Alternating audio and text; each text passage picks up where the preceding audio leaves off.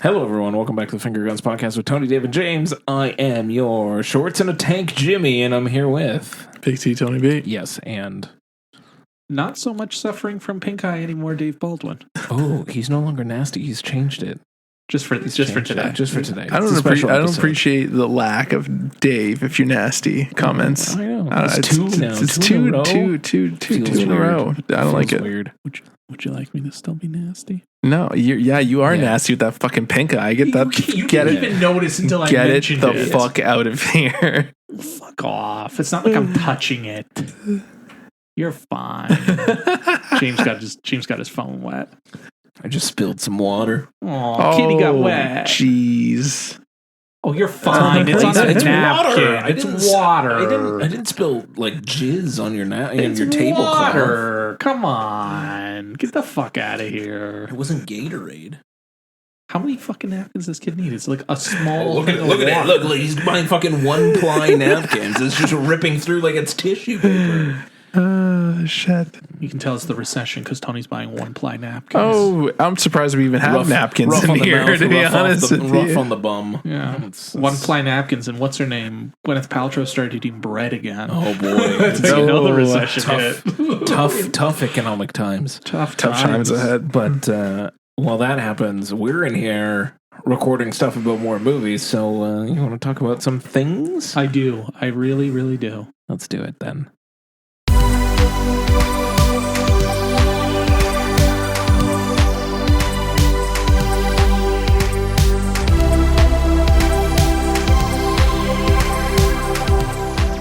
So we got we're changing it up a little bit. We got to replace our usual opening segment for this normal episode with more documentaries, more hot dogs all the time. And if you keep thinking I'm saying hot dogs, you're not. I'm not, but in my heart and soul, I am. Documentaries that are hot. Yeah. Oh, they hot. They spicy.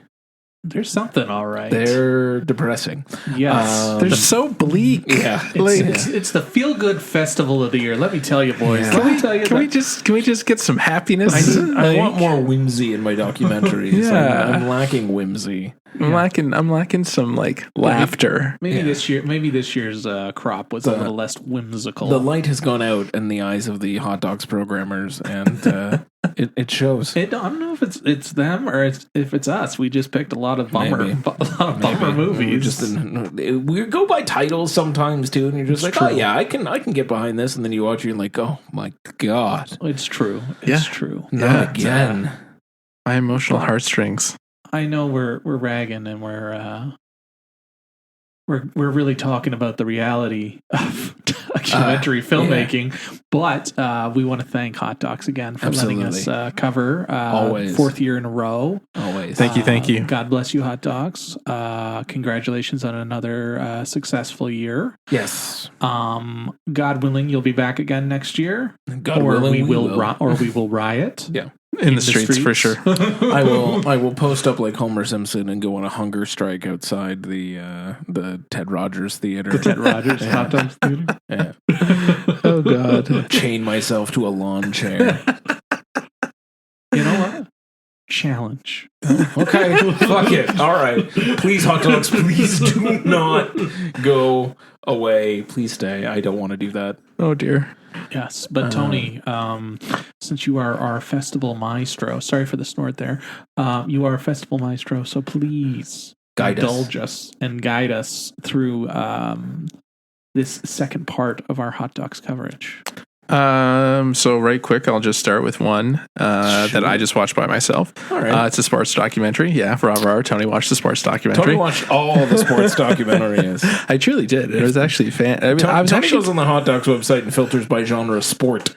And just goes, yes. I am so incredibly impressed by the how much sports documentaries there were this year. Tony loves the sports. I love the sports he loves ball. the sports so what's Ultras then? So Ultras is about soccer hooligans. Oh, excellent. Wait. Soccer or football? Football supporters. Okay, there we go. Specifically. That's better. All right. That's better. Yeah, this movie was a little eye-opening. I know. Well, I watch soccer, so obviously, I know. I've football. Football is life, Yes. and football is death. And But it is also life. But I also wanted to point out that this movie shows that football is life, Yes. but it is also death. Because it So shows Danny Rojas would be very pleased. he would be very pleased with this movie because it like shows like it shows how the spirit of soccer lives with the supporters and how the supporters are just Football. oh my goodness, oh my god. We're talking about footy here. Come Okay, on. And you're sorry. talking about Europe.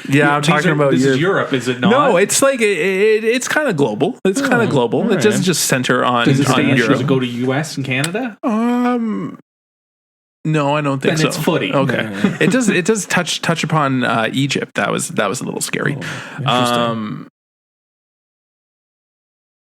But yeah. Anyways, it shows how supporters like football is literally life to them. Like they live and die by the team. Yeah. And how passionate they are. Like Right. it shows the opposite side of supporters and how things can get really ugly really fast. Yeah. Right. And it's all in the name of the team. And it just there's a few bad apples and that kind of thing.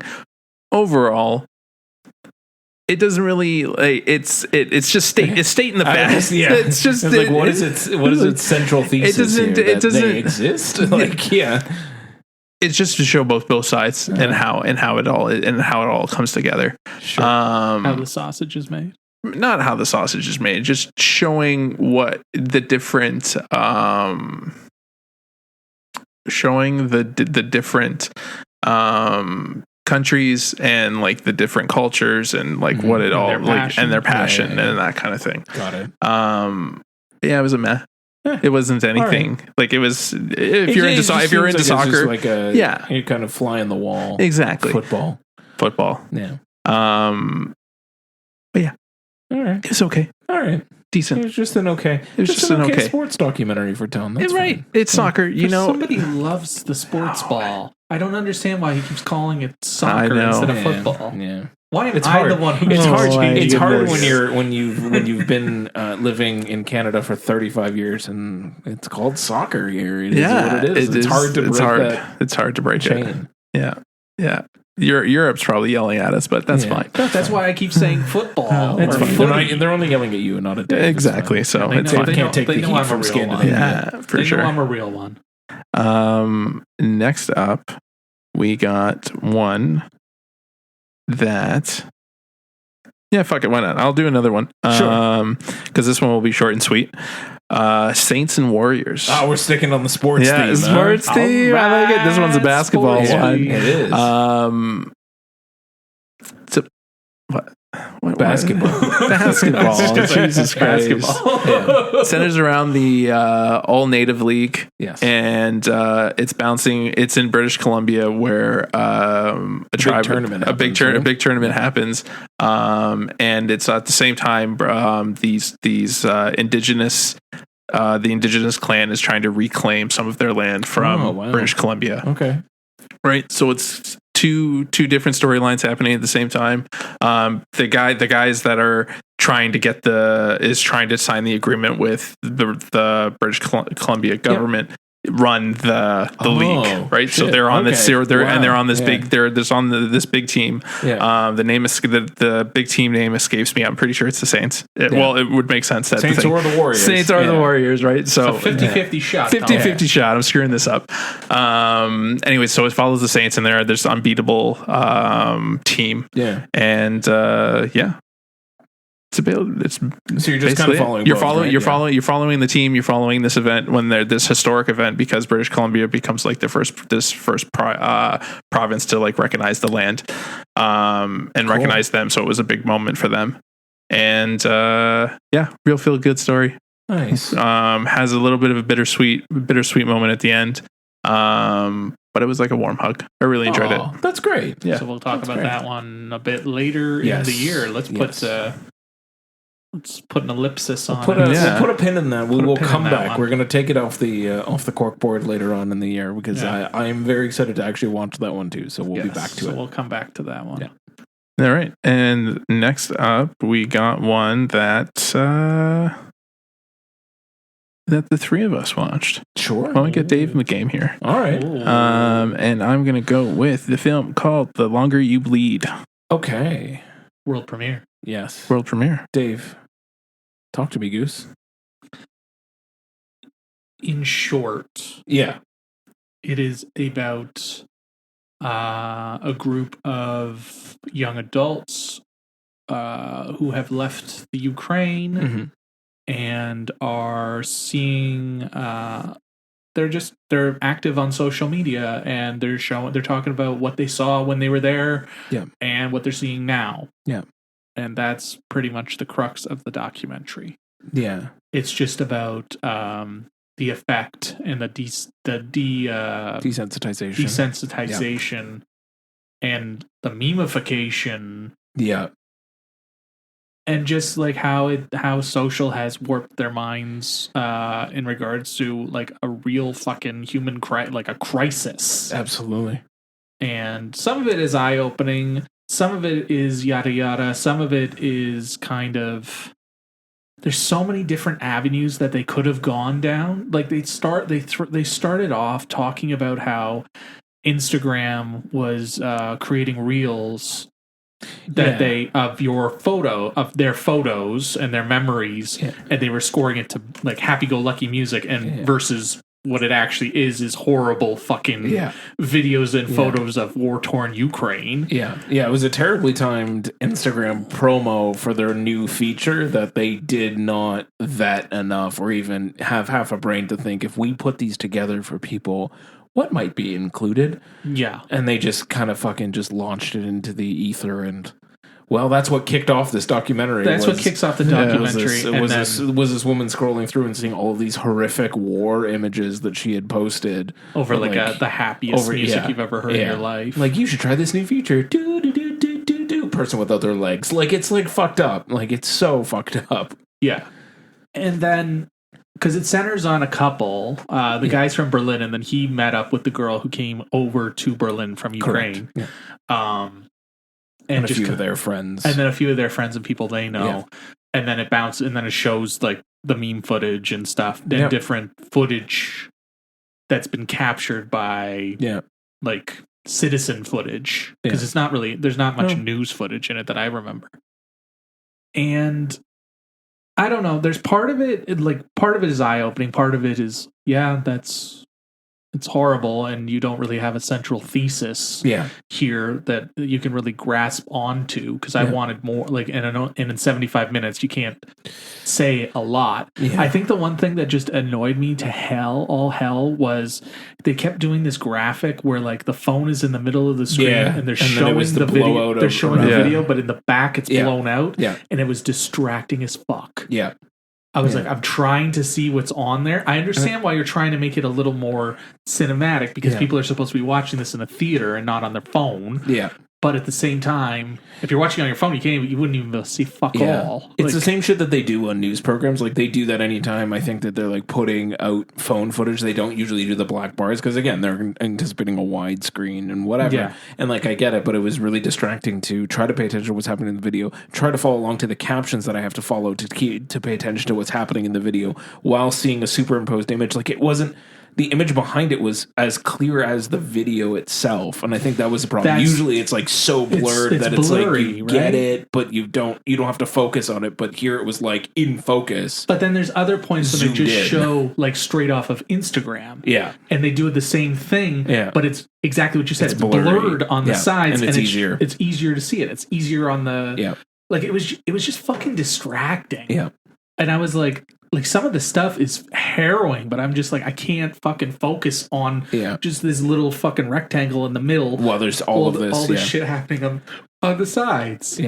I don't disagree with you, and I also agree with your point of in 75 minutes, it didn't feel like they kind of went anywhere with it. They were just like like a little bit of this, a little bit of that, a little bit of, there was no like, there's no focus to it. No focus. Like it's a great it's a topic that we should definitely discuss, and it's definitely something that'll be bigger later when we unpack the after effects of this war if it ever fucking ends.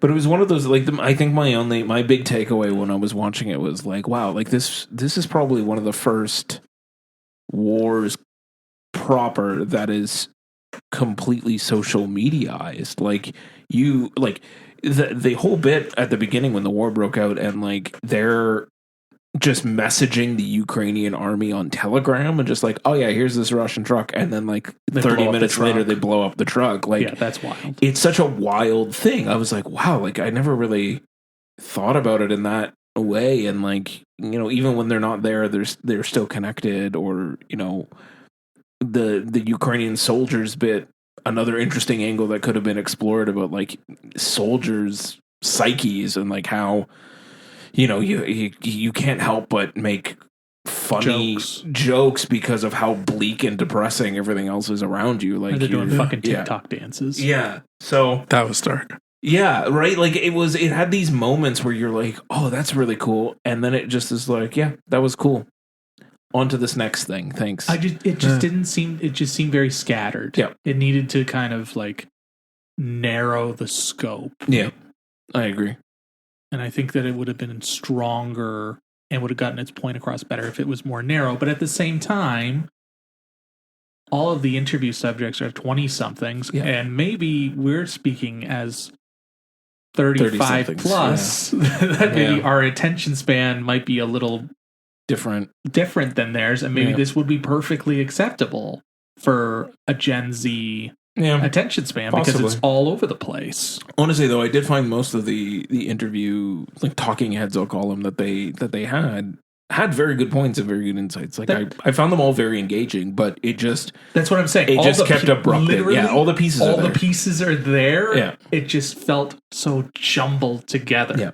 All the pieces are there, and if it was more narrow or if it was more focused, I think it would have been one of the best ones we saw, because it was definitely a fucking harrowing topic. Yeah. And, you know, I appreciate it being 75 minutes, but... Oh, yeah. For sure. You know, sometimes less is less and not more. And that's true. In this case, it kind of felt that way. Yeah, I totally agree. Kind of, Yeah. So we're going to put a pin in that topic because there's a recurring theme tonight. Sure. Next up, we got one that James and Dave just did. So we're going to go with They're Here. Ha! This is slightly more upbeat. Slightly. It's the quirky doc that I was talking about wanting. Yeah. And it kind of was there. It felt...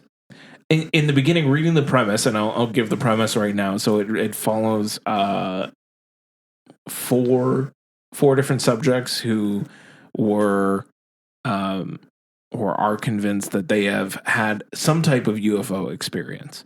A couple, one for sure was, you know, she was adamant. Cookie was adamant she was abducted 14 times. Another guy was like probably repressed memory somewhere. Another guy saw something in the sky, and then the stand-up comedian also saw something in the sky. So kind of different perspectives, but like following this sort of inner. But the one guy was high on mushrooms and he recorded it. Yeah, and he was on the news and stuff. Yeah, the other guy just saw it. Yeah. By the time we never saw that video. He did say he took out his phone and videoed it, but you know it didn't come into focus or whatever. We never got to see that video during that documentary. Yeah. But essentially it just follows these four people and like the sort of the inner side or the other side of people who believe in UFOs, UFO abductions and sightings. And you kind of meet some of the people that exist in those spaces and the conventions, street fair kind of things that they set up. I think it's focused in like New York or like upper New York. Mainly New York State. Yeah. Because like I think the group is like from Rochester or something. Yeah. So I mean, it was interesting in some respects. I do find some of these kind of so anyway, that was the whole premise. I wanted to say that the premise kind of gave me hopes of a Swamp Dog kind of like quirky vibes. I don't know what I'm getting into kind of thing, but it ended up being just kind of like you're following these four people around and discussing alien abductions without really any clear goal. There's just, what do these people kind of believe? It's very serious. It's not. It's far too serious for the subject matter. Like I thought. Like it's not that I want to say that these people like let them speak their truth. Oh sure. If they're like they had this experience. They are allowed to. They can share it. It's just it gets very serious, and like it doesn't get. There's no like amusement out of it, and then it gets into like this real metaphysical like. Yeah. And there's way too much stuff with a hypnotist. Yeah, this gray area, 2001-y bullshit, and fucking... One of the guys just goes to Sri Lanka. Yeah, and then, like, they start, like, superimposing fucking, like, abductions in the middle of the documentary. Like, what? I don't know why it happened. It's just like, if you're going to be serious, okay, then be serious, but then why the fuck is this here? Yeah. Pick a tone. Yeah. And that guy's totally fucking his roommate. Oh, yeah. Okay. No, we need to unpack this for a second. So, Tony. One of the subjects is a gentleman who wants to be a stand-up comedian. Let me tell you, he's never going to be one. He's terrible. It's bad. He was the headliner, and it crashed and burned, and you get to watch it almost in real time. It is brutal to watch. I had a huge cringe on my face the entire time. Luckily, he realizes that his material isn't working, and he's going to start something new. Yeah, but he wants a 10-minute bit on UFOs. 10-minute bit on UFOs, and he's like, that's the perfect amount. I'm like, are you fucked? What the fuck is wrong with you? Nobody wants that. Anyway, that's not the point. He gets introduced as this guy who saw fucking what probably ended up being 2 Chinese lanterns floating in the sky, and he thought it was a UFO, but it's introduced as him and this girl, and like, oh yeah, we saw this. We really saw this thing. She's like, yeah, we saw this thing. And they're sitting pretty close together, and you're like, oh, okay, like they must be a couple or something. And he's like, and yeah, this is my roommate. I can't remember what her name was. This is my roommate, and you know, a lot of people think that we're dating, but I want to make it clear on this documentary that we are roommates. And I was like, okay, this is right in the beginning. I'm watching this movie. You got me hooked. Throughout the rest of this movie, I was like, there's no fucking way. One of the two of you, but probably both of you, are actually very into each other, and you're not acknowledging it, and it's this weird subtext that is happening that nobody's talking about, but there's like weird little glances. She's at all of these things with him all the time, and she's like, oh, thanks for being such a great friend. And I'm like, just kiss already. What are you doing? Love it. She's throwing herself at you constantly, sir. And she's putting up with his shenanigans. And she's going to fucking UFO street fairs with this guy and watching him do his stand-up comedy, which, you know what? His UFO jokes, they did a little better in front of the UFO crowd. So is it all at all good? Like, you're kind of selling me a little bit. It's a thing that exists in space and time. It's kind of another kind of kind of a lower It doesn't do anything with any of its material.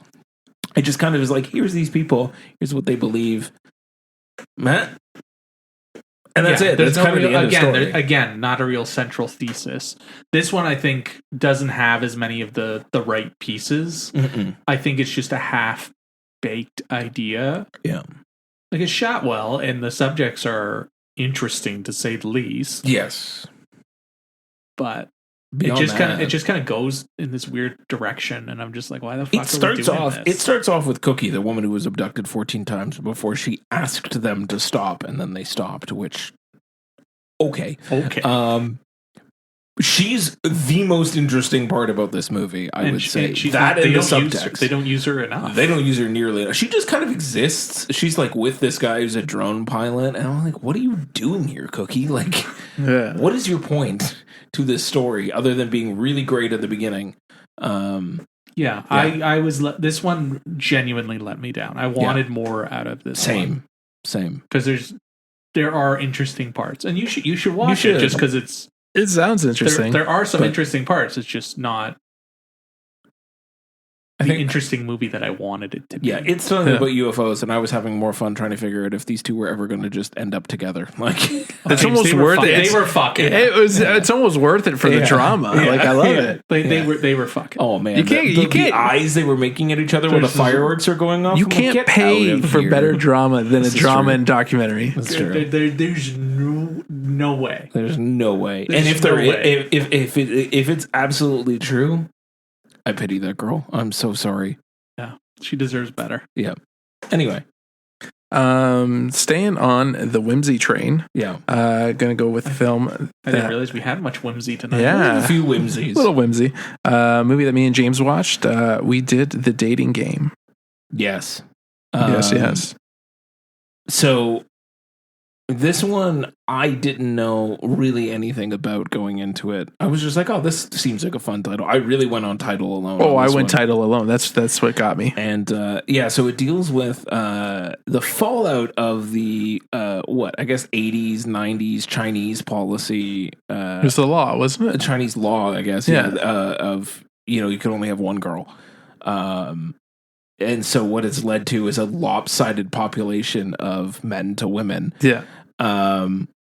And so now some men are finding it very difficult now that they're of age to, date and find a girl and settle down and all of this, that the odds are kind of stacked against them. Yeah. So, you follow Hao, a dating coach, and his three students. Yeah. And Hao is akin to what I would like to say, like Will Smith and Hitch. Yep. Very kind of sleaze bag, pickup lines, change your hairstyle, dress better, whatever. Oh my God, the pictures. Oh man, taking better photos. Making yourself look like more like successful and more established. Yeah. Ridiculous, like cliche bets. And the best part too is like these guys are just like so earnest and like they're like, why did I take a photo at this really luxurious hotel? Right? Like a girl's gonna ask me on this. I can't lie to her. I've never been to that hotel. Like I don't own a fancy guy. I don't. He's like, they were going through like questions like Hinge, right? It was like, oh, do you do this or that or whatever? And I was like, oh yeah, I like to cook. And he's like, master of gourmet cuisine. And I was like, and the dude's like, nobody's gonna fall for that. He's like, fine, I'll take your photos. I'll change it back to your schlubby photos from before. You can try your luck while these guys get all the women. I was like, he's sleaze. Wasn't there another one where they were like learning how to like swipe, and he was just swipe on like all of them? Yeah. He's like, don't even look, just keep swiping. Bound to match.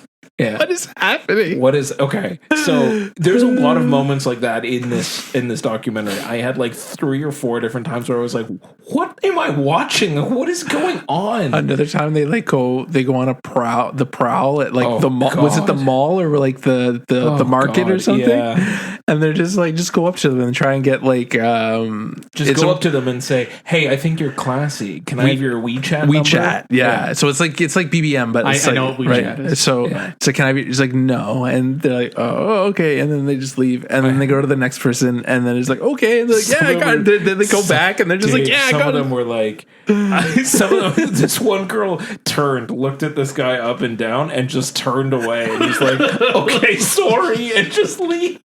It's so like full like fly on the wall, looking at like someone in the natural habitat, and it's just so cringe. So all of this is happening. You're following these guys, and then you learn in this documentary that Hao is married, and his wife is a dating coach for women. And you kind of get a little bit of her side of like, oh yeah, so like she's like talking to a prospective woman, and is she less sleazy? Yeah, she's doing it right. She's like, this girl's like, oh yeah, like I want a man who makes $1,500 a month and is kind and honest and blah blah blah blah blah. And she's like, how many men do you think in the village make $1,500 a month? And she's like, oh, I don't know. She's like, yeah, let's tone down the physical attributes like money and this, and tone up those other things that you said, honesty, a good family man, like things that you were actually interested in, and the money can come secondary, sort of thing. So like she's actively working on it, and then they do this moment where they're sitting beside each other and they're just having a conversation of like their differences in techniques essentially, and that he's like a sleazebag and she's not.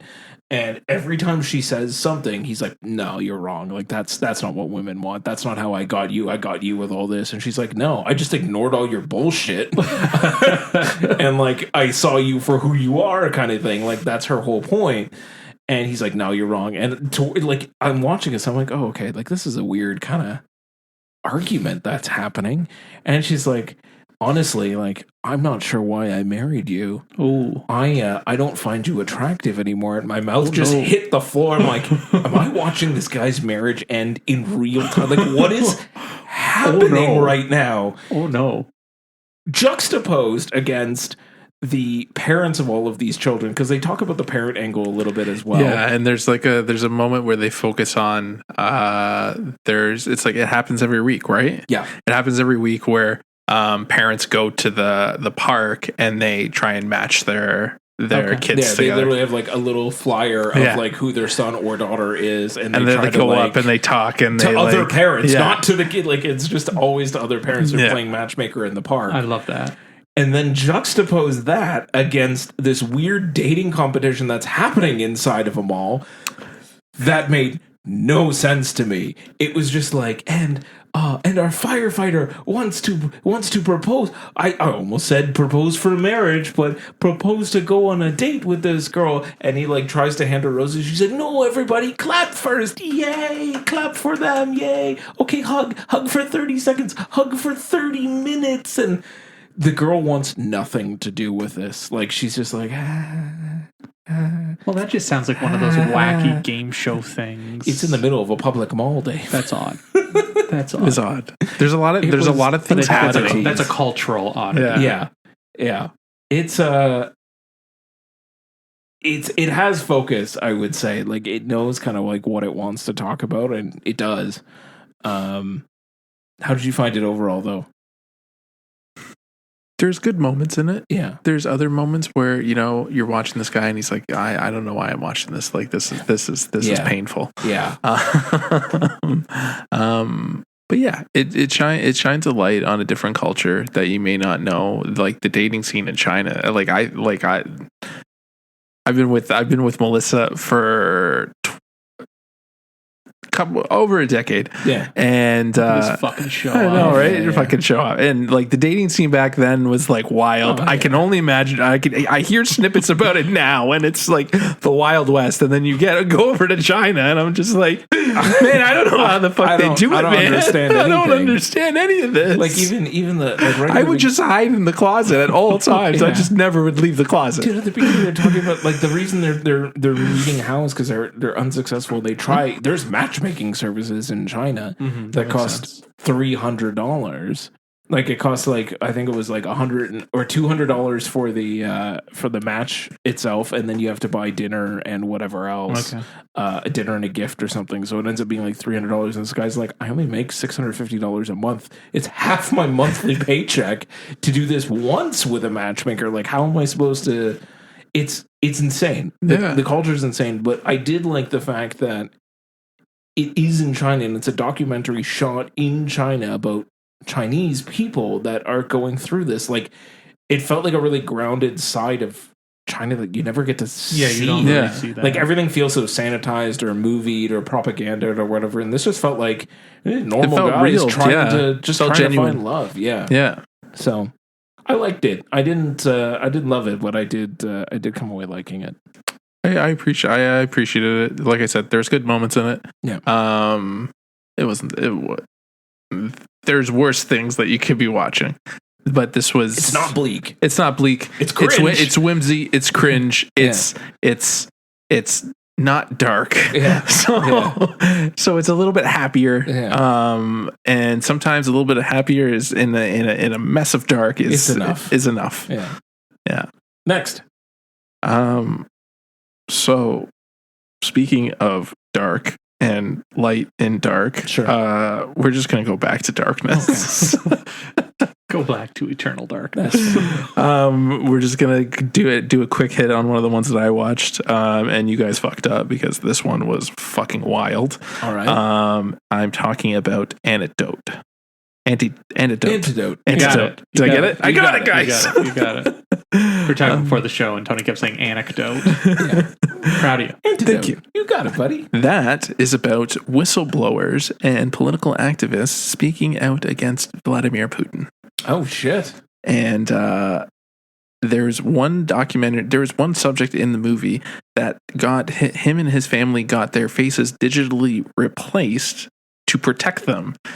Because he was legit a whistleblower that they got out.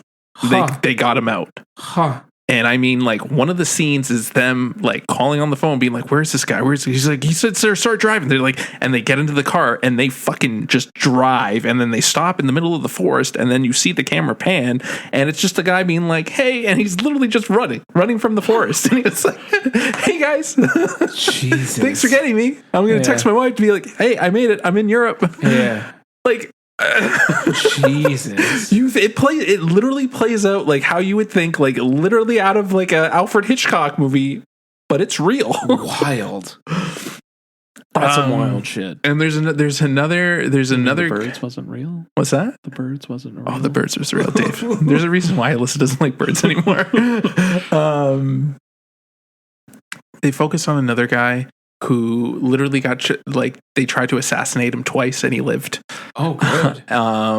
And Navalny comes up and comes up and the whole thing about when he was captured and how they were desperately trying to work with the US, the government to try and get Putin to release the prisoners and that kind of thing. Yeah. This is wild. Shit. It is balls to the wall, like not what I was expecting in the slightest. Like how they got some of the footage that they did is just cool, fucking awesome. All right, yeah, no, I'll take it as I fucked up. I definitely admire it. These guys are unbelievable. I really like this one. I still can't believe to this day I have not seen Navalny. Yeah, that's wild, man. That's wild. What's keeping because you? Because I don't know. I really don't know, because like all through this movie, when he popped up, I was just like, I still haven't seen that fucking movie. Academy Award film, Navalny. Jesus, buddy, get your shit together. I know. But you guys, I think we still got time. Antidote. You need to do it. Yeah. All right. It is. That's fine. I'll put that on my up next then. It's definitely one to watch. Sick. And to close this out, yep, might as well go with the same theme. Naturally. This one from a big director, the Academy Award winning director of 20 Days in Mariupol. Yes. It's follow-up. Yes, it's his follow-up. I'm talking about 2,000 meters to Adriivka. All right. So we're back in the Ukraine? We are back in the Ukraine. Back in the Ukraine.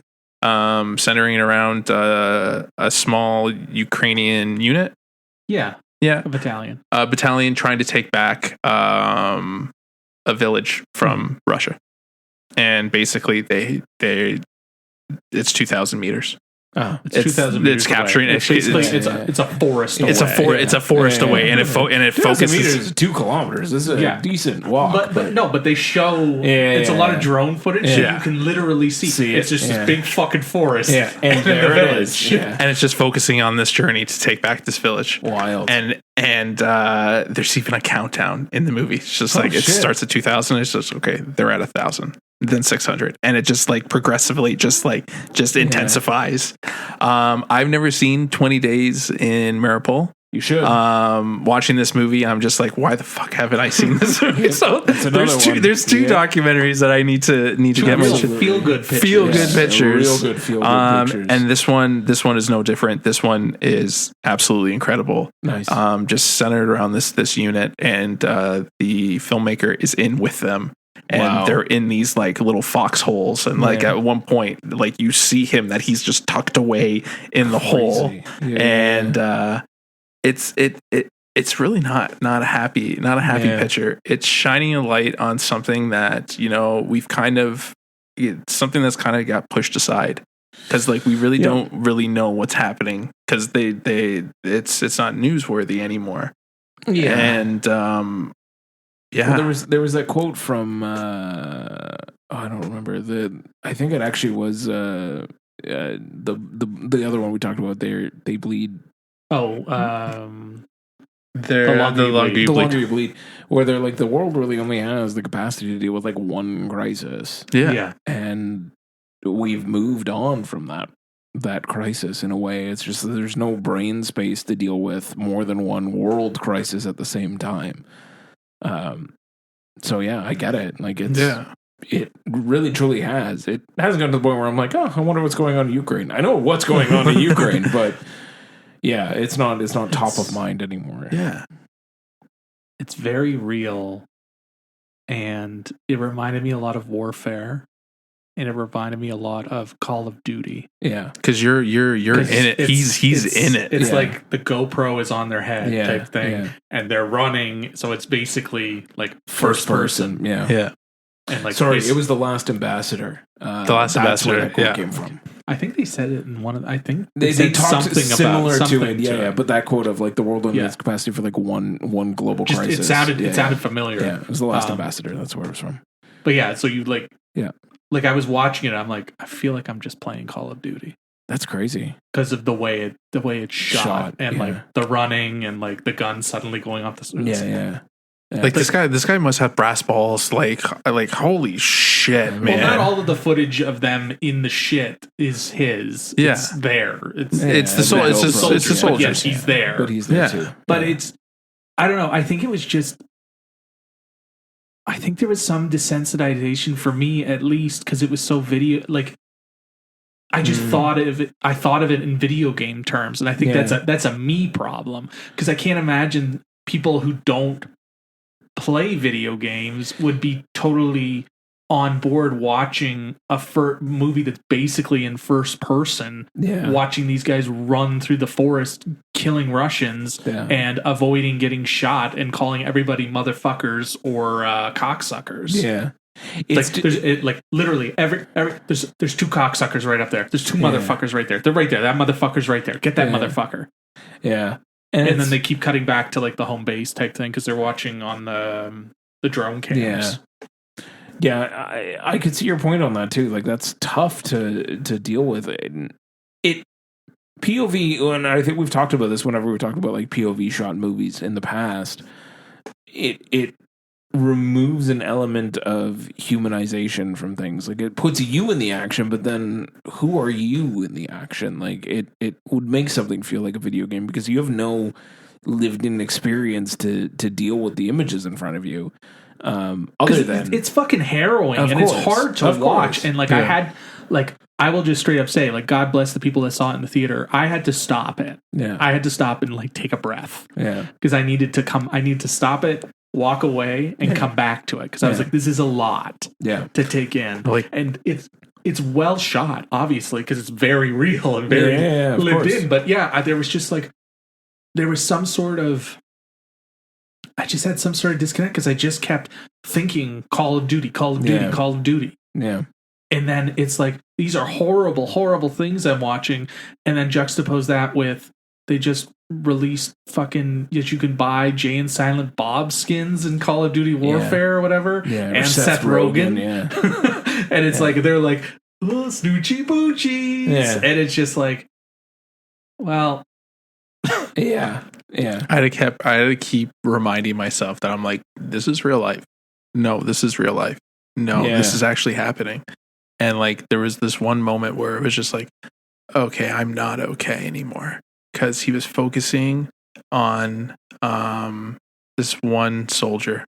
And he just like kind of like stops because like you hear it's a lot of like the footage and then him talking over the footage. And then there's moments where it stops and then he just talks. Yeah. And you know what part I'm about to talk about, right? Probably, yeah. Where it like stops on the guy and he's like, this kid doesn't know it yet. But in 3 months, he's going to die in a forest and his body's never going to be found. Jesus. And I'm like, oh, Jesus. Like, shotgun blast to the chest. Like, holy shit. Oh. Yeah, there's a lot of very sobering moments. And like a lot of these soldiers, they're just kids. Like they're just 20-year-olds, 21, 22, 23. Like they're barely out of the womb, man. Like It's interesting to Yeah. watch this one and then think back to what was the one we watched that got nominated for an Oscar and didn't get it? No. Oh, Porcelain War? Is that what yeah, it's called? Porcelain War. Where that was about citizen Yeah. The citizen soldiers, yeah. Citizen soldiers, and these are actual soldiers type Yeah. thing, but it's just the juxtaposition of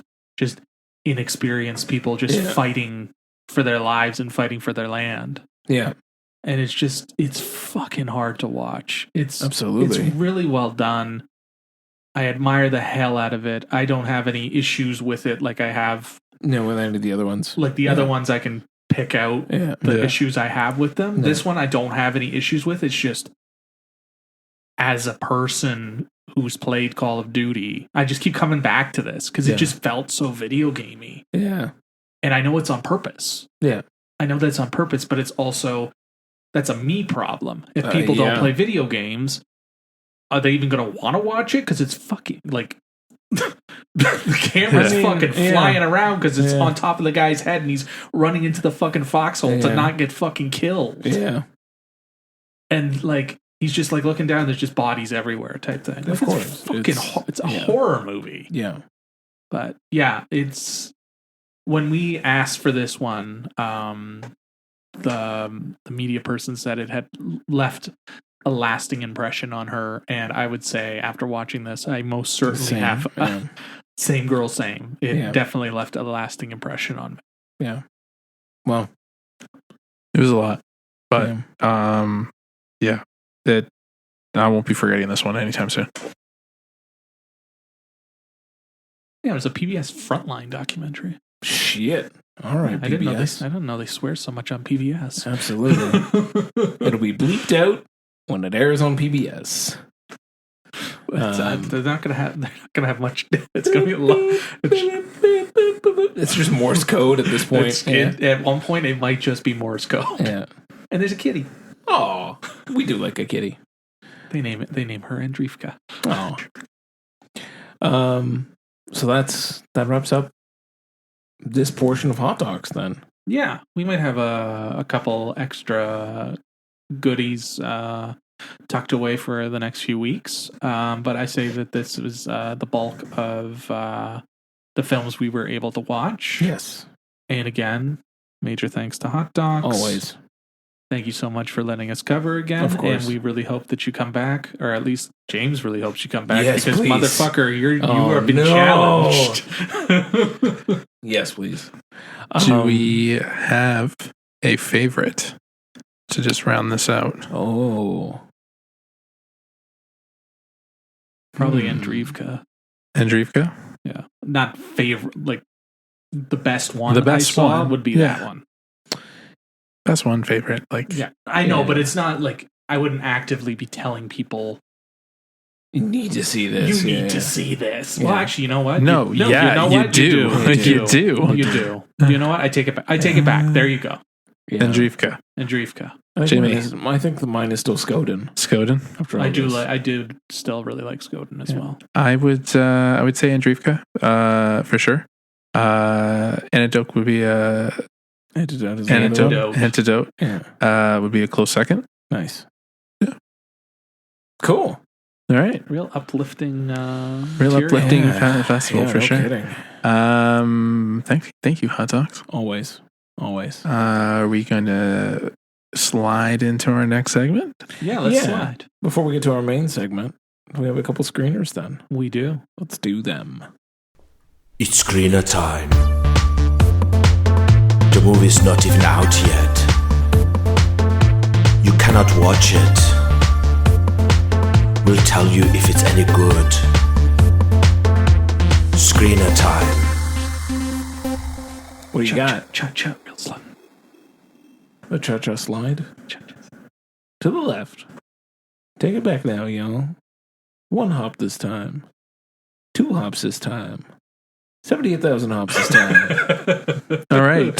So first up for screener time, we got a little film called "The Island Between Tides," or if you're on Letterboxd, "The Lost Daughter." I think that's the American title. So All right, one of two potential titles. And one of two potential Like titles. it comes up like when you type in the Tides, the Lost Daughter pops up. The Lost Daughter pops up. Quick synopsis on this one. A young woman follows a mysterious melody onto a remote tidal island. When she crosses back over at the next low tide, she comes back to a world that is 25 years in the future. Wild. So the island is frozen in time. Crazy. And see. And that's it. Cool. It's Excellent. based on a book, a play, Based on a little novella. Novella. The same gentleman who wrote Peter Pan. Yeah. Wrote the original. What this piece is originally based on. Yeah. To be perfectly honest with you, I thought it was like an adaptation of Peter Pan. It did feel very Peter Pan-y. A little bit. There was definitely some Peter Pan. He knows what he knows. Knows what he knows. It's true. It's true. And apparently, this is the first adaptation of this. Yeah. Interesting. I need to look it up. I need to look up whether it is a play or what it was. While you're looking that up, it does star a little gentleman named Donald Luke. Donald Logue. Donald Logue. Yeah, he's in it. Fucked that one I up. fucked that one up because I don't know how to pronounce names, Dave. Okay. Adam Beach is in it. David David Mazouz. Yes, he plays little Bruce Wayne in Gotham. Nice. Batman. Sure. No, it's Gotham. I know, but he played Batman Eventually. Little Bruce. at the end of the movie. At the end of the show. It was pretty freaking awful. He's not much better here. He's still very whiny. So he's got one thing. That he's got one thing. Okay. Yeah, little whiny rich kid. Yeah. But yeah, the film is a film. Sure. Wow. Deep. Yeah, super deep. It's a play called Mary Rose. That's what it's called. It's not that interesting. Oh. I mean, I think that there's an interesting idea there. It seems, on paper, it seems interesting, but the execution is very like long and dragged out. Mm-hmm. Like it's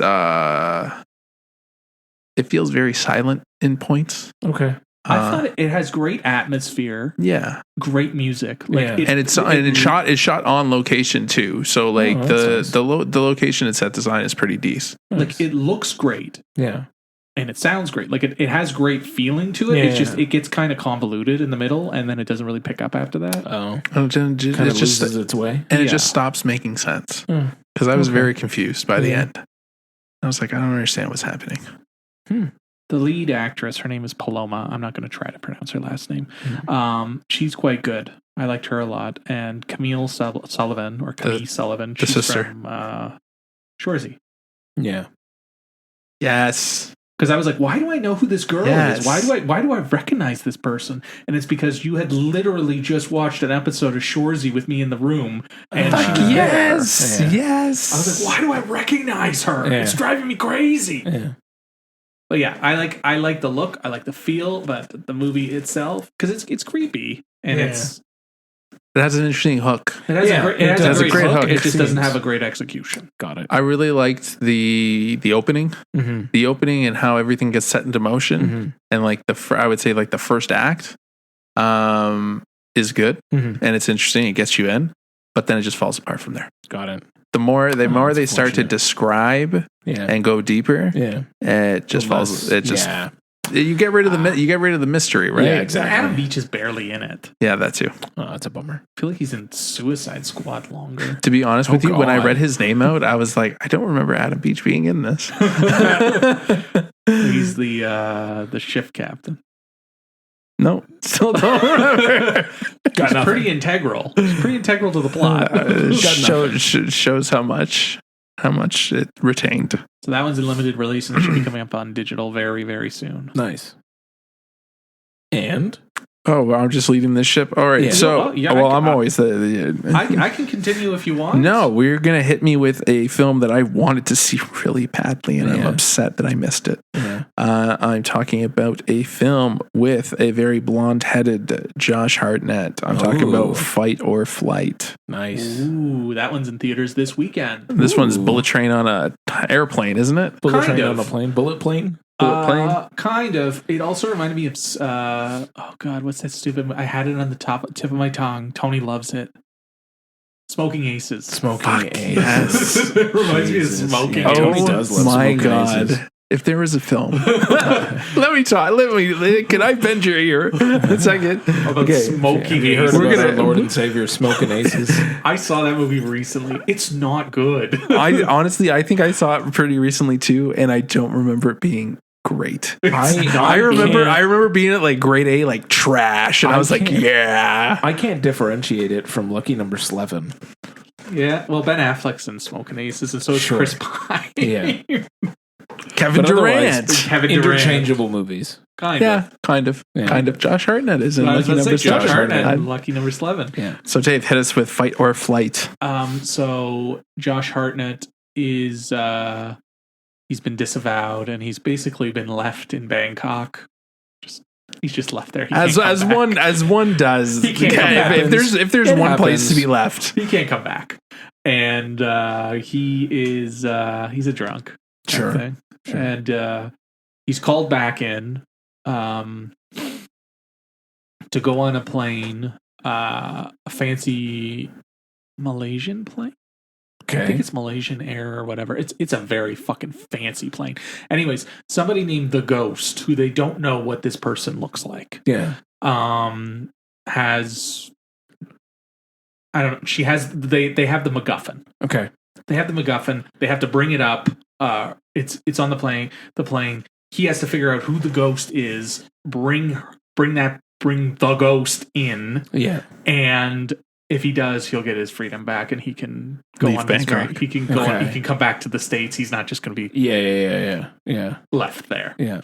What he doesn't know is that somebody has leaked on the dark web that the ghost is on the plane and has offered $10 million for the ghost to be killed. Oh shit. So the plane is full of assassins that are going to come to kill the ghost. Yeah. After they figure out who the ghost is. Yeah. All right. Fun. So I'm in. And scene. Great. Tell me nothing else. Tell you Yeah. nothing else. Yeah. So you find out who the ghost is quite early on. Right. So you're not waiting around like You're oh not my trying to God, figure who it is out. Yeah. Who It's a is big it? Shyamalan twist. It's not a big Shyamalan twist. It's the pilot. Oh my god. It's the person he's sitting beside the whole time. Yeah. Anyways, pretty soon shit hits the fan, Of course. and As one does. he has to survive Yeah. because the assassins find out that he's involved as well, and they Yeah. need to take him out too, and he needs Sure. to survive by any means necessary. Sure. So bullet train on a plane. It's very bullet training. yeah. Very bullet training. But I just, you know how Bullet Train kept like stopping to introduce people, Yeah. type thing. Like this movie doesn't really care who Love these people, that. who these people okay. are. They're just like, They're just- this is Josh Hartnett with weird blonde hair. This is the the ghost. rest This of is the them. ghost. These are the wacky flight attendants who need to keep the passengers at bay and not get killed. Yeah. And be totally okay with all the horrible things that are happening. Love that. And Katie Sackhoff is I guess the guy in the chair type thing, because she's at the home base type thing, and they're trying to Sure. figure out how to get the ghost back and how to get Josh Hartnett back. It's very silly. Okay. It gets very silly. There's a bit late in the movie that I was just like, this is odd. Okay. What are you doing? Because it's not a serious movie. Like, it's a fun fucking... Yeah, it doesn't seem like Like, it. it does, Yeah. it's not serious, but it gets Looney Tunes-y. Oh, okay. Like, it doesn't really... You know how Bullet Train is not... That movie doesn't feel serious at all. No. But there's, like, a tongue-in-cheek tone to it, but there's, like, a certain semi-seriousness about it. Yeah. where you're like, haha, this is funny because it's ridiculous type thing. This movie just gets really, really ridiculous for no reason at all. It's zany to the max. It gets very zany. Mm. And I was just kind of there, and I was like, no. That's unfortunate. No. But it's fun. Like, for the most part, it's fun. Yeah. It's a throwaway movie, and it gets overcomplicated for no reason. Yeah. There's all sorts of stuff about child labor and apps and shit, and just phone. Like, it's trying to be something deeper than it needs to be. Where you're just like, I just want to watch Josh Hartnett be beautiful and beat the shit out of people. Like, just do that. We don't ask for much. We don't ask for much. And like, there's a chainsaw.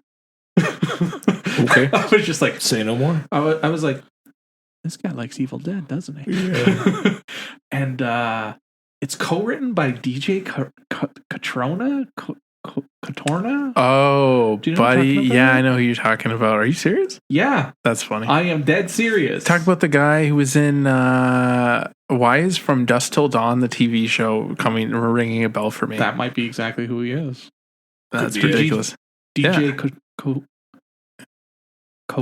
Catorna. Yeah, Cotrona? Okay. he's in Shazam. Yeah. That guy. That guy.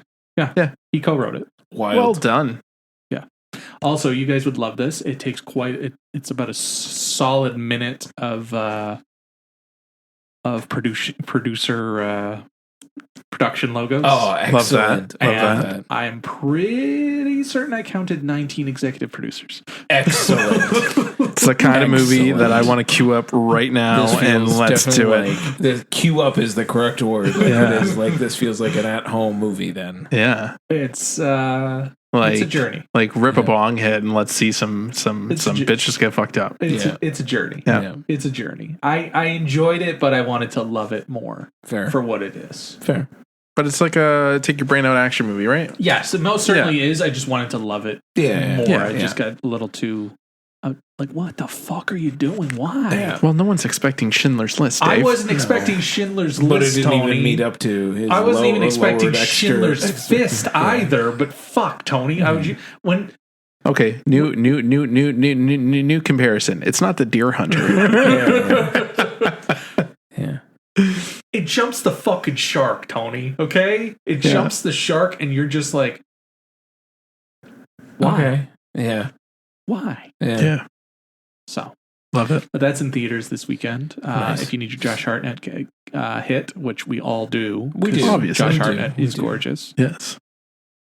Lastly, we got another film that I really wanted to check out. Mm-hmm. It is starring our Lord and Savior, the Korean beefcake himself, I Don love Lee. I love it. I'm talking about Holy Night, Demon Hunter, Mm-hmm. Mr. Demon David. Hunters. Demon Hunters, I should Holy say. Night Demon Hunters. Yes. May I just say that I watched 20 seconds of this movie, and all it took was for Don Lee to punch a person in the face and reveal that it was actually a demon. Love it. And it just like went into a cloud of smoke. And I was Love like, it. you know what? Stop. Don't need to see any more. Oh yeah, Love he punches the demon out of people. Yeah, that's just Love what he it. does. That's what he That, does. like, brilliant. Like, who thought of this? Because it's $1 million idea right there.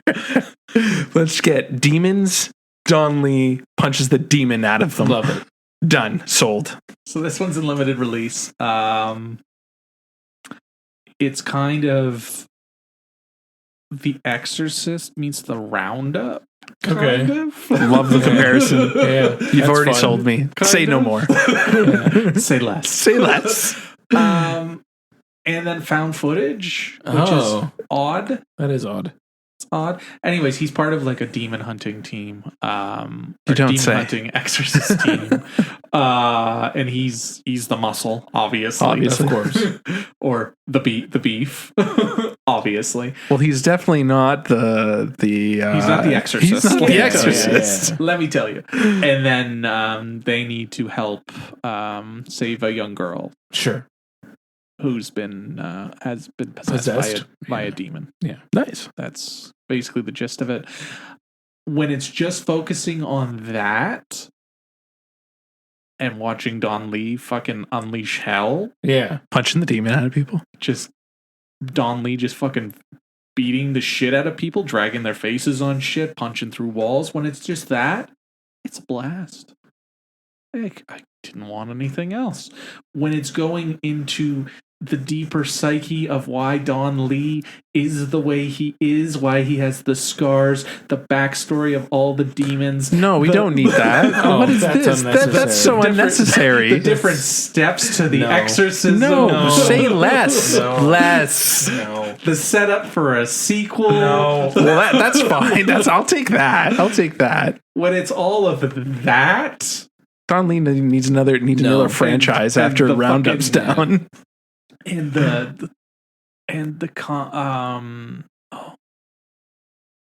oh God, what is the word I'm looking for?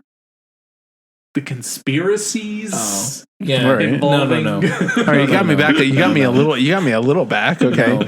Set up for a sequel and conspiracies. Too much nonsense. When the nonsense happens, not good. Brick wall. Yeah. When Don Lee is punching people through brick walls, yeah, Excellent. Yeah. because it's not funny. Yeah. It's certainly not funny. Yeah. And there's definitely more than a few moments where I was like, "Holy shit, that's a little scary." Yeah. And there's definitely some unsettling shit happening. Yeah. This is But like 90. he's not- This is 90 minutes, isn't it? It's 90 minutes. that is that's a too much lot stuff. for That's 90 a minutes. lot in- there's a That's lot way too happening much in stuff. 90 Oh minutes. my gosh. So on one hand, yay. On the other hand, nay. All right. If you love Don Lee, like we here at Finger Guns Yes. love Don Lee, Yes. you have to see it. Of because course. it's a fucking Don Lee movie. Yeah. But But if really you want- manage those expectations. really manage those expectations. And if you're looking for Korean, like fucking Korean movies where people get their shit fucked up, there's other movies to watch. Case in point, The Roundup. Yeah. Yeah. Fair enough. So yeah, so I was let down, definitely let down by it. But at the end of the day, Don Lee Don Lee. punching demons. punching demons. Yeah. Can't go wrong. Punching the demon out of people. Yeah. You can't. No, you it's can't go wrong. it's a good premise. He really makes anything. Like I still, anytime I think of Don Lee, I always think about the random movie that I watched about competitive arm wrestling. Yeah.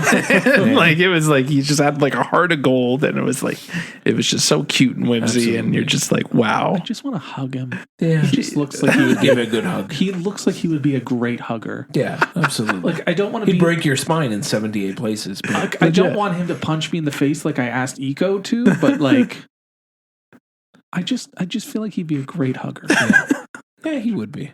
He would be. Fucking guys. And if I was ever to watch Eternals again, it would be just for him. Yeah, that tracks. Yeah, that seems accurate. I still haven't seen that either. You don't need to. I didn't think so. So enough about me hugging Don Lee, although that invite is most certainly out there. We might as well get to the new Marvel, Yeah. which is out now. Depending on when you hear this, it might have a different title, but we won't spoil that. Although I think that marketing I tactic think that is ship may have bullshit. sailed. Yeah. I think that's bullshit. Let's talk about Thunderbolts Asterix. Which is the new Marvel film, and it's about a bunch of ragtag Gang of misfit toys. Degenerates. Yeah. Of misfits who are supposed to die, and they survive, and they have to unite to take down The Void. Century. a fucking The Void. The Void. Yeah. Yeah. world-ending individual, Yes. and fight against fucking Elaine from Seinfeld. Yes. Yeah. Yep. Yeah. Yep. Yeah, the big bad here is Elaine from Seinfeld. Yeah. Well, the big bad is the Void. She is the armchair big bad, I guess. Yeah.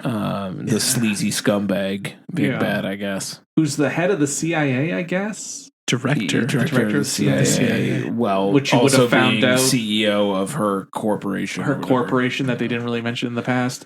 But you would have known that she's the director of the CIA because she was in Black Panther, Wakanda Forever, Yeah. where she was in literally all the parts that you wanted to cut out of the Yeah, movie. absolutely. Anytime Yep. she or Martin Freeman showed up in that movie, I was Yeah. like, you know what? We I don't don't need care. this. Snip, snip. I don't Cut it out. care. We don't need it. I don't need him showing me Wakanda forever. Fuck off, Martin Freeman. I love you to death. Get out of here. Yeah. And she was in the end of Black Widow. And she was in the end of Black Widow, and she was also in The Falcon and the Winter Soldier. Yeah. Yep. And end of list. End of list. I definitely thought she was in more. I had to look it up after because I was like, was she in more things? Am I supposed to know more about Oxcorp? Am I supposed to know all this extra bullshit? How they were like international assassins that she's been sending around the world to do all these sort of death missions? None of it matters. None of it matters. I thought it was assumed she was doing that. I don't know. I just thought that there was usually there's a little bit more to it. Yeah, and I agree with you on that too, because like there's I think this is Marvel's own detriment at this point that they have like continued to harp on this entire connected cinematic universe and everything is connected and you have to watch everything in order to watch the next thing. That's just been their MO since the beginning now, and like they can't let go of it. So now it's hard to reduce or change our expectations, right? Because like you go into a film like this, if this was a standalone, if nothing else mattered about it, none of that would matter. Like you would think it's immaterial. You'd be like, whatever. Yeah, she's here. Okay, this is the big bad. All right, I get to like. None of these little tidbits matter. But now it's like, was she in something more? Did I miss something somewhere? Or like, what is this corporation that she's running? Because you're trying to all the stuff. Exactly. You're trying to piece it all together. You're like, I don't understand how this fits in. Yeah.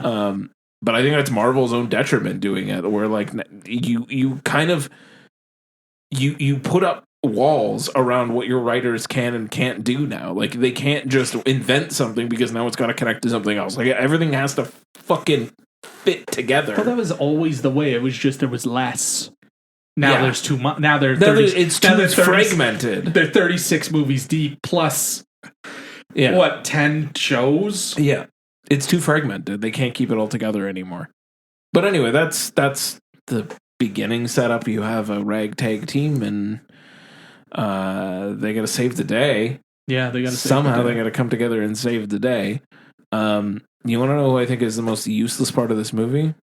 The David Harbour? No, I love him. He's David Harbour is amazing. I think he was a little much. No, he was. No, he was a sweet innocent man. I enjoyed him. I enjoyed him more. So I've seen Black Widow 3 times now. That's too many. That's too. That's 3. Well, too like many times. the first time I saw it, I kind of was like blurry eyed and like it wasn't like a true watch. Yeah, right.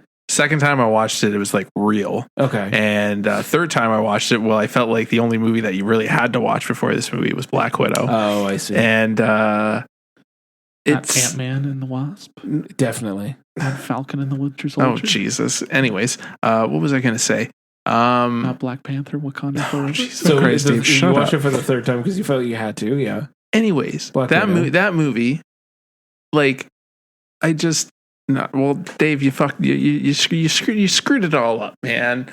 What did I do? We were talking about useless people, right? Yep. Okay. Who is the most useless person? It'll come back to me. You're the one that said it. I'll come back to me as soon as. It's not David Harbour. No. I love David Harbour in this, and I think you were going on a point of because David was about to say that David Harbour, and then I think he was about to say he was less than he was in Black Widow. But going back to Black Widow, he's literally the best part of Black Widow. Yeah. No, Yelena's the best part of Black Widow. Obviously, she's there. You know what the worst part of Black Widow is, besides the CGI? Yes. Ray Winstone, who's supposed to be Russian and is most certainly not Russian. And they downplay friggin' Rachel Weisz. Like, she needed to be in it 10 times more. Oscar Rachel Weisz. Yeah. Anyways, so you get all of that from Black Widow, and that's why Yelena is so much, like, you like her so much more in this one. Yeah. Right? Because they're just building on that story. She definitely wasn't. To me, to be perfectly honest, she was the reason to watch this movie. Well, yeah, it's Florence Pugh, and she's an amazing actress. Of course. Most useless character that they don't know who the fuck to do with? Bucky. What is he doing? Melissa said it immediately once we walked out of the theater. She was like, he looked bored. Yeah, That's fair. Because they don't know what to he was fucking asleep through this entire movie. Because they don't know what to do with them. No. And they keep shoehorning him. And Sebastian Stan doesn't want to do anything with Marvel. I don't think he really wants to do anything with Marvel anymore. Sebastian Stan had a banger year last year. He does not need this. Yeah. He's character actor Sebastian Stan. Yeah. He just keeps delivering fucking banger after banger. Yeah. I think it doesn't help that. Well, you guys didn't see Captain America yet, right? No, I've seen it. Have you seen it? Yeah. Oh, did you snore through it? Well, I like the little what do you call it? The little Easter egg in this. When they're calling this out, I'm like, oh, but no, that movie sucked. Yeah, it's bad. Yeah. Anyways, in that one, they introduced the idea that he's in Congress now. Yeah.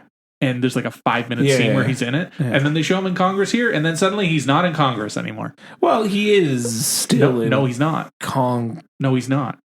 How? At the end of the movie, without spoiling anything, he is no longer part of Congress at the end. Oh, at the end of the movie. There's a way to call it. There's a little line. At the end of the movie, he is no longer part of it. Yeah. When he teams up with them to defeat he is no longer part of Congress. So this entire idea of this fucking Russian sleeper agent somehow becoming a congressman, done away with already. Yeah. Yeah, well, he was a junior member of Congress that never got a bill passed, so sure, whatever. They kind of yada yada him out of this thing. But I don't even know why he was in it in the first place. Like, I think they needed somebody who was like an OG character. Sure. Because they needed the mentor. Most of these characters are newer characters. Sure. I didn't find him useful at all. Also, Taskmaster goes out like a bitch. Well, and they didn't even. It's just like bang, and then that's it. And that's the end of that. Thanks so much for showing up. They put her on the poster. And she's barely in the movie, but she's barely in the trailers. Yeah, and she wasn't. She's the only Thunderbolt who wasn't among the cast list on the fucking 13-hour Avengers Doomsday deep cut thing. Yep. It's like, I was just waiting for her to die. Like, this is a spoiler. She clearly dies. Yeah. If you look at the end credits, this is what I find hilarious. She was actually billed above Lewis Pullman. And I'm like, brother had like 90 times more screen time than you did. What the hell? Yeah. You were on the screen for literally, it was only your face. You could have not even shown your face, and I would have never. You would have not even realized it. Ghost, no idea what the fuck's happening there. She's kind of useless. This was kind of cool. I liked her presence, but she didn't really have much of a reason to be there. Yeah. I was like, where does she fit? The whole movie I was asking, a reason to get them out of sticky situations. Yeah. I was about to say, you wait. I'm sure in another movie or two from now, there's going to be a crucial reason why she's there. Sure. No, I mean, she was useful to get out of sticky situations in this one, but I found like they did nothing with her character. There was no story there. There was no like cheap little one-liner. Everyone like had their little one-liner of why they were there, but she was just like, she just kind of fell in there. They did stuff with Void, Sentry, Bob, whoever. They did stuff with character King building. Bob! Yes, they did stuff and character building with David Harbour. Yeah, with Red Guardian. They obviously did a lot with Yelena. Well, she was the focal point of the movie. Yeah. Yes, and Florence Pugh is the guinea pig. I want to know what happened to that guinea pig. Somebody tell me. I hope he's alive. Sure he's alive. I was hoping that would have been like a mid credit or something. It's just her like hanging out with this guinea pig. Or her accent was better in this one than it was in Black Widow. Substantially better. She was substantially better. She carried this fucking movie. Well, yeah, straight through. Like, of course, nobody else could hold a candle to her. Well, she was a mate. She's genuinely terrific in this movie. She's in a majority of the scenes too. If I'm not mistaken, there's not much. Black Widow, but her accent gets in the way of that movie, and the fact that it's Black Widow gets in the way of that movie. Yeah. Right. Versus this one, where like she's the heart and soul of the movie, and she does a terrific job. Yeah. I'm not getting into spoiler territory here. I will say, sort of generally, I didn't like the way that this movie wrapped itself up. It was kind of like a race to the finish. Yeah, that's exactly what I felt. Like it felt like they were going for a specific message around, regret,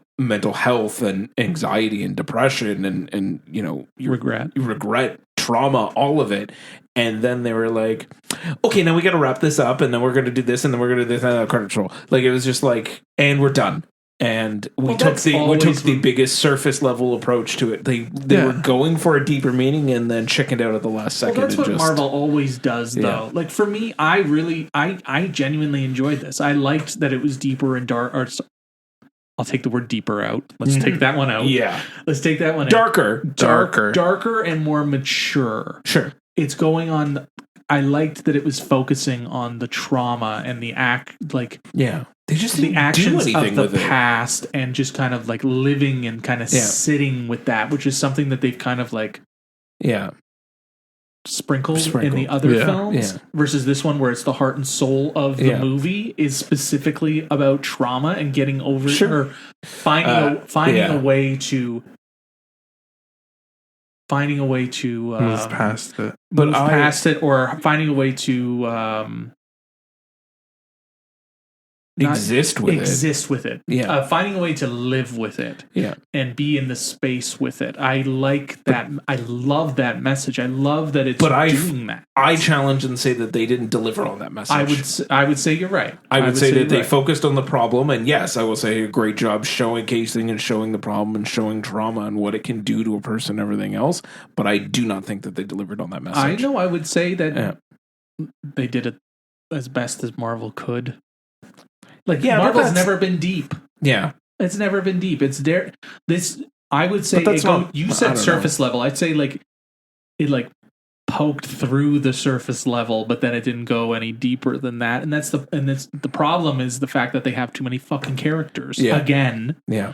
Like, what is, like, the dude from The Wire is there. Yeah, to be perfectly honest with you, best supporting actor was Wendell Pierce. Yeah, the fact that they didn't let Wendell Pierce drop a shit at any point was so upsetting to me. But he didn't really do anything. But he literally had the best. He literally just comes in, drops the mic. Keep one in the. He didn't have one, and one always keeping in the chamber. You gotta always have one in the chamber.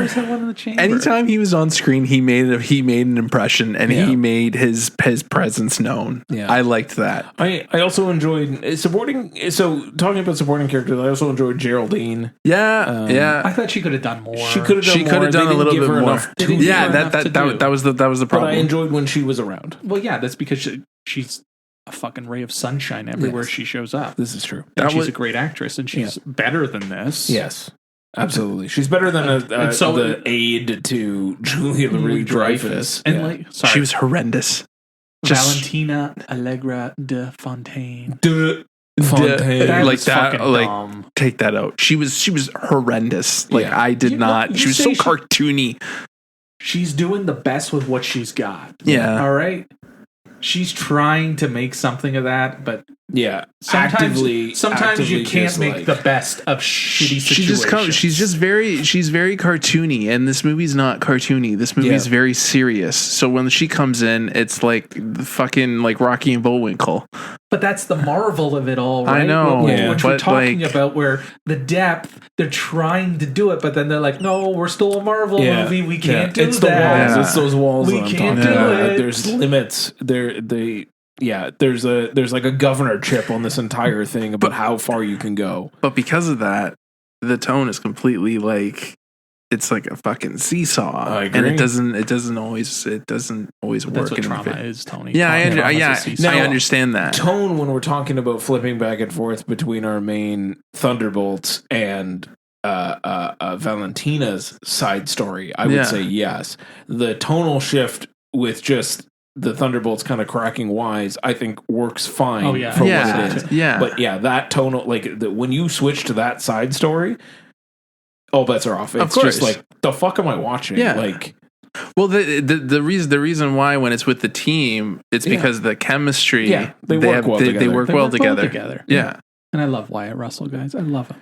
Yeah, we're not talking about Wyatt very much, but he's a dick. He knows exactly who he has to play, and he understands the assignment. He understands the assignment. Yeah. He's very good at understanding the assignment. And I love that he keeps calling him Bobby. Yeah.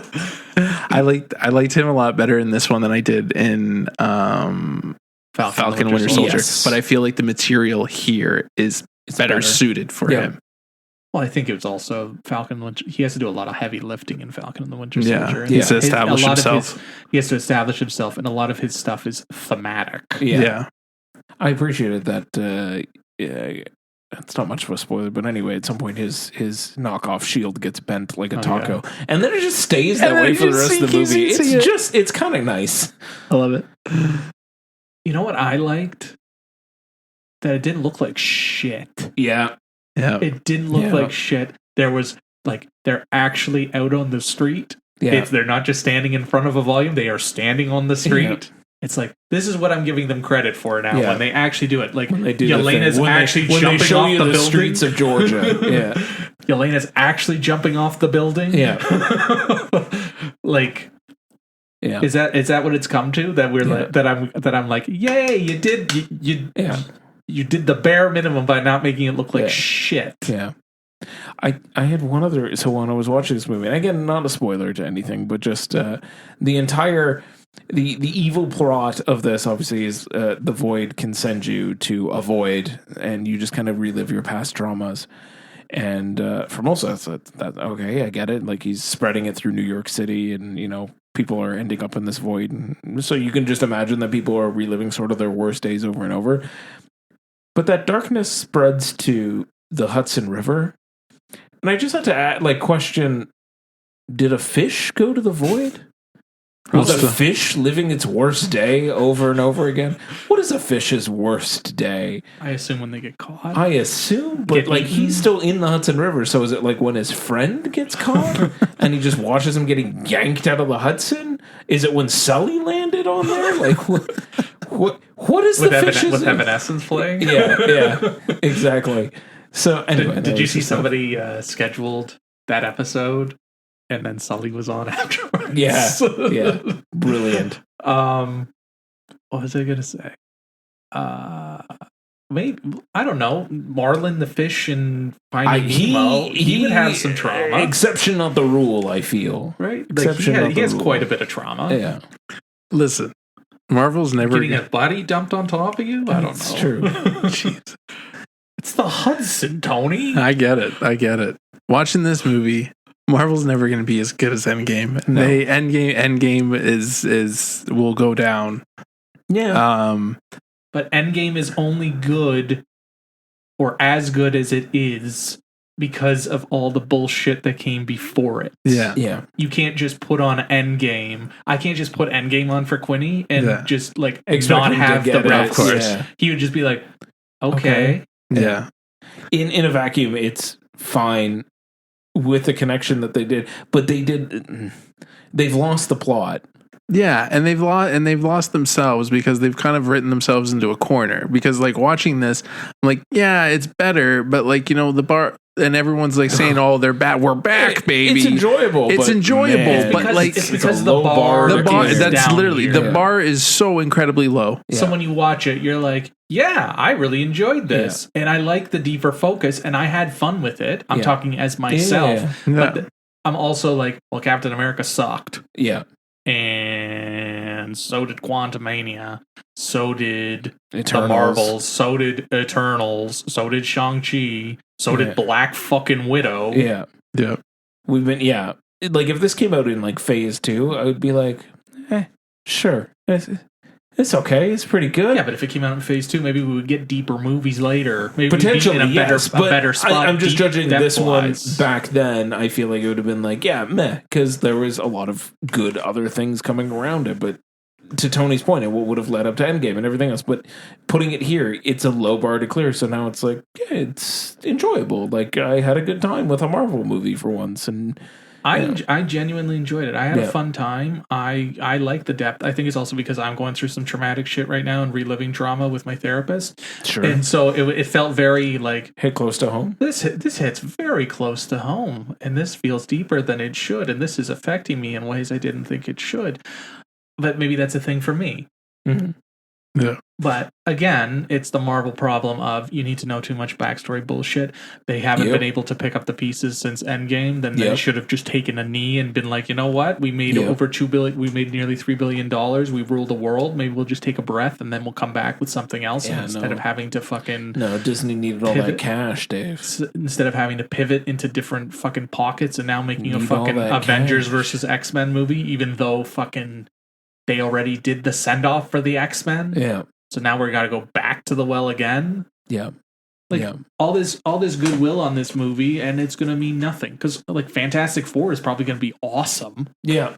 Because in a vacuum, it's in the 60s, and it's its own thing. But then we have to figure out how they get into the fucking present, and they're in this dimension, and they're fighting with everybody else, and it's going to be a bunch of nonsensical bullshit. And fucking Robert Downey Jr. is Doctor Doom, and then they're going to have to bring back Chris Pratt, and they're going to have to bring back fucking Scarlett Johansson. Yeah.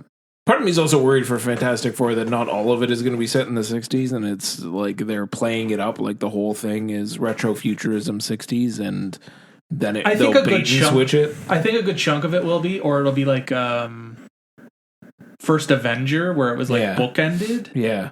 It's bookended, right? The first Avengers bookended, isn't it? I'm fairly certain. Like they find him in the ice at the beginning, and then at the end, he's like... He runs into Times Square, right? Yeah. I have a feeling it'll be bookended. Yeah. That's what I'm imagining it will be. Yeah. I'm trying to remain cautiously optimistic for Fantastic Four. Yeah. Like I was cautiously optimistic about Thunderbolts, and then I saw all the reviews and everyone going ballistic. I was just like, okay, like maybe it's different. But watching it, I'm just like, you got a low fucking bar. Yeah. Like when you're thinking ballistic is not maybe the I think people are just excited because it feels like, and it feels different. It feels like a Marvel movie, and it also feels like a move. Like, you got to do the fucking homework, but like, I don't know. Captain America is just buried under so much bullshit. Yeah, and it's just like it's not a Captain America movie. And you could tell that they pivoted because the movie doesn't make a lick of sense. And then, but Thunderbolts is a Thunderbolts movie. Yeah, it's a team up with these people movie. It's not a deeper fucking. No, it's not a backdoor sequel to the Hulk. No, it's just this. Yeah, it's just this. Yeah. So, and maybe that's why people like it more. I think I like it more than both of you do. At least that's what I'm getting from both of you. Middle tier. Yeah, I enjoyed it. I'm not telling anyone to rush out to the theaters. It's not a top 10. No, it's fine. It's not a top contender type thing, but I would say it's fine. It's the best out of the last like half decade. It's absolutely without a doubt the first Marvel movie I've enjoyed seeing in a long time. That's fair. So I'm not saying I love it, but I don't hate it. I had a good time watching it. I laughed out loud multiple times. So. And I think some of that is just like low bar. I think some of it's Florence Pugh. Yeah. And I think some of it is they're finally learning from some of their mistakes. A little bit. Like there's still crappy CGI here and there. Yeah, but there's some overall it feels like a better version of a Marvel movie. Yeah. And you just hope that they're not going to just do away with the goodwill they're getting here. Or learn the wrong lessons from this one lessons. Yeah. More Valentina, please. No. Please. I think they know that Valentina needs to vacate. Yeah.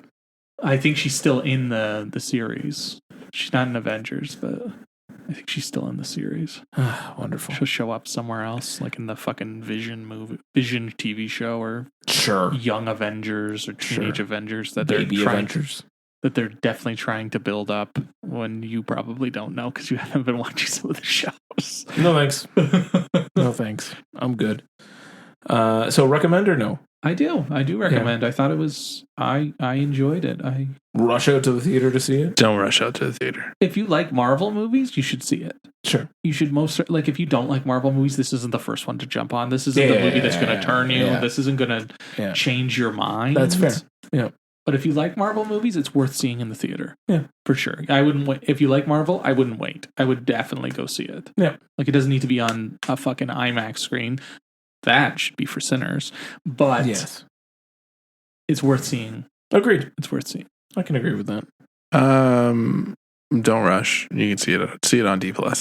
Yeah, okay. Oh. Well, Yeah. Tony's still saying to watch it. Look at that. I'm Don't saying skip to it. watch. I'm saying to I know, watch but it. that's still a dissenting opinion. Good for you, buddy. Yeah. Well, like I just Compared to Captain America. compared to Captain Low America, bar. it was low bar. It was low bar. But going after the movie, I just kind of looked back and I was just like, yeah, but I don't give a shit. Yeah. Right? Yeah. Like, make me care, man. Like Spider-Man, No Way Home. Yeah. Yeah. Slapped, got everything, went back to the well, understandable, but it did it in a way that, it was like, yeah. Did you watch it Right. again, though? No. That was something that James brought up a few weeks ago. Guardians 3 again. That's probably the best one. That's in the last- best. It's close to- that yeah, one. it's That one. probably the best That one. one sticks with me a lot. Like Yeah. fucking Bradley Cooper's as Rocket sticks with me. Yeah. But that was again. That's another movie that's dark and mature. Yeah. And mature, and I wouldn't even call it Marvel. That's James Gunn. That's truly. Gunn. It's a That's Jimmy Gunn. Gunn movie. That's a Jimmy Gunn doing Jimmy Gunn things. So like this for like this one, yeah, like it was okay. Like it was okay. See, I saw it in AVX, and it was good, but like I could see it on my TV. Sure. But it was also trying to ape Jimmy Gunn, right? Like it Yeah. felt very Suicide Squad-y, Guardians Yeah. of the A Galaxy. Like little that's bit. what they were going for. Of course. So, anyway, that is Thunderbolts Asterisk. in a nutshell. I'm in a nutshell. Oh God, great, excellent, thank you. What else we got? Anything else? No, Not right now, that's I it. think. I think we can wrap it up right there. James, you are. Aren't you going to go see How Did This Get Made live? Yes, I am on Friday or the day that this episode comes out. Yeah. Today, If you're listening, and there may still be a ticket or two left. If you've never listened to the How Did This Get Made podcast, I turned these two chuckleheads onto it, and I highly recommend it because it is a lot of fun if you enjoy movies and also not very good movies. And just kind of making fun of them a little bit, and it's got Paul Scheer and Jason Mantzoukas and Jane. I can't remember her last name right now, but Paul Scheer's wife. Is it June June Diane Raphael? June Diane. Yeah, that's it. Yeah, every week they kind of put out a new episode where they tear down another interesting movie, and they're doing a live recording in Toronto, and it's of the movie Oscar, which I just watched thanks to Tony. Yuvoke, Sylvester Stallone, It is Kino Lorber. Kino Lorber. Kino Lorber, our friends, good friends at Kino Lorber, put out Oscar, and it is a film. Who directed it, James? John Landis. John Landis. Yeah, I was just about to say it was John Landis, wasn't it? Sure did direct it. Honestly, okay. I will report back and I'll give you a full sort of rundown after the show, the taping of the show, and I'll see how that goes. But for me watching it, I mean, once you understand that it's based on a play, you can't unsee that it's based on a play. And you're just like, oh, this makes a lot of sense. And everybody who's ever been in a play that is starring in this movie is aces in this movie. Sly Stallone is not aces in this movie. Finding out that instead of Sly, they wanted Al Pacino, wild. Amazing. Wild. It would have been a fundamentally completely different movie. That But makes sense. Sly is doing something here. He certainly... Doing Sly things? He's groveling his way through most of the movie. That's what he does. And it doesn't make a lot of sense because it's supposed to be a play and things are supposed to be enunciated, but he's got inflections in all the weirdest places. The storyline is bananas. It's all about like miscommunications and people lying to other people and trying to capitalize on that as a gangster who's trying to go straight and, have a legitimate business. Chaz Palminteri's in it, isn't he? Chaz Palminteri is in it. Chaz Palminteri is one of the best things about this movie. Of course he is. He's the best thing in all the movies. Tim Curry, also one of the best Tim things about this Curry? movie.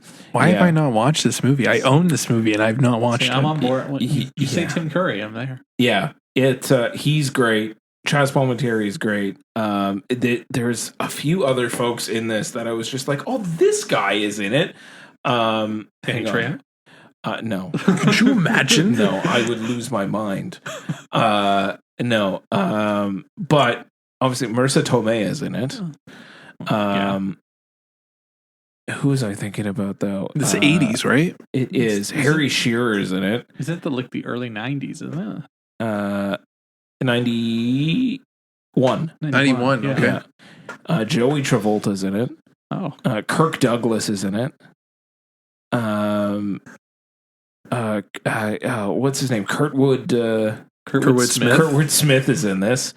It's just. Is he calling people dumbasses? Clarence Boddicker? William Atherton is in this. Oh, that guy has no dick. Yeah, no dick. Yeah, he's plays a little shit weasel in this. Of course one too. he does. He's always a shit weasel with no dick. Yeah. What's this guy look like? Oh, you know who William Atherton is. You know exactly who William Atherton is, Tony. Motherfucker, how do you not know who William Atherton is? Oh my god, it's that guy. I'm thinking of a guy from The Rock. No. Oh, that shit weasel. Yeah. That fucking piece of Ghostbusters. Why do you think I said he has no dick? Yeah. Fuck that guy. So anyway, he's in it. I was playing a shit weasel. Anyway, it's fucking wild. I'll talk more about this movie later and its batshit premise, but honestly, it was like once I understood that it was based on a play, the movie's actually pretty good. Sly's terrible in this movie. Everyone else is pretty great in it. That makes sense. So I'll report back after the live taping. But if you don't listen to the How Did This Get Made podcast, not that we're sponsored by them in any way, you should. There's fun episodes. The James Bond one in particular, very good. I'm just waiting. I'm just hoping that there's like this one chortle in the audience that they record, and it's James. Yeah, I'll do my best. I'll do my best from the nosebleed seats that I'm in to get a laugh on the record. James just gonna be like, ha! I just hope I get to meet Jason Mantzoukas. That would just make my day somehow. I would enjoy that. I would enjoy that as well. And we're not allowed to talk about it, but we're going to be embargoed on something very soon too that we're all excited about, and you're going to hear about it very, very soon. So absolutely. Stay tuned for that. Lots more to come. We'll be back in 2 weeks with a normal episode for y'all, but we're very, very excited to share all the things we've got coming up. But until then, I'm still Jimmy, and I'm here with Big T Tony B. Yeah, and I don't know what my name is, Dave. Can I be Pink nasty? Eye Dave? Can I be Pink Eye? Can I just be like dashingly handsome Dave? What do you want me to be tonight? Do you want me to be nasty? Tony wants me to be nasty. So I'm just going to be Dave if you're nasty. I love it. And we'll see you all in 2 weeks.